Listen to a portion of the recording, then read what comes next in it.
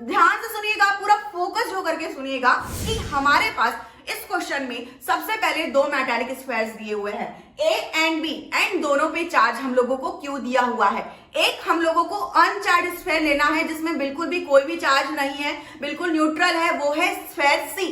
और पहले हम उस स्फीयर सी को लेकर के जा रहे हैं पहले वाले मेटालिक स्फीयर के पास, जिसके पास वहां पर जाने के बाद उसमें जो है चार्ज जो है इक्वली डिस्ट्रीब्यूट हो रहा है।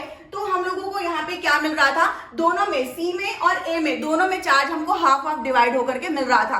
अब इस चार्ज को लेकर के ये Q/2 चार्ज को लेकर के जो हमारा स्फीयर सी है, राइट, वो वापस जा रहा है किसके पास, स्फीयर बी के पास। और जब वो स्फीयर बी के पास जा रहा है तो स्फीयर बी का अपना चार्ज Q था और सी के पास अपना चार्ज Q/2 था।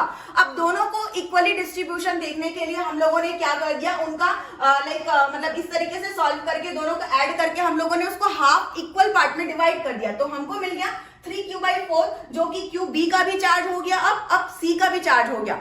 QB का चार्ज ये रह गया, QA का चार्ज Q/2 रह गया।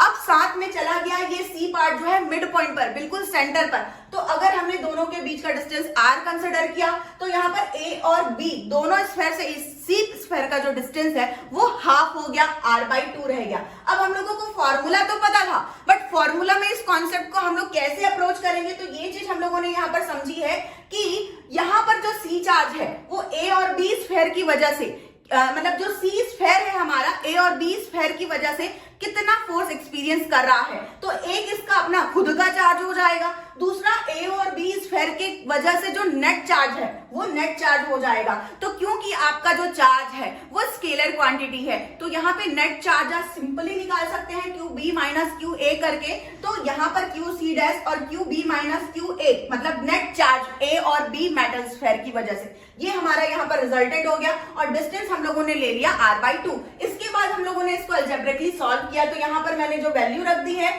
वो मैंने यहाँ पर रख दिया है QC डैश का वैल्यू, और ये हमारा QB और QA का वैल्यू मैंने यहाँ पर रख दिया है। और इसको सॉल्व करने के बाद जो हमको रिजल्ट मिला है, जब हमने कंपेयर किया तो पहले वाले फोर्स के कंपेयर में जो स्टार्टिंग में मेटल A और B के बीच में रिपल्शन फोर्स लाई कर रहा था, है ना, उसके कंपेयर में हमको 3/4 फोर्स एक्सपीरियंस कर रहा है कौन, हमारा मेटल स्फीयर C।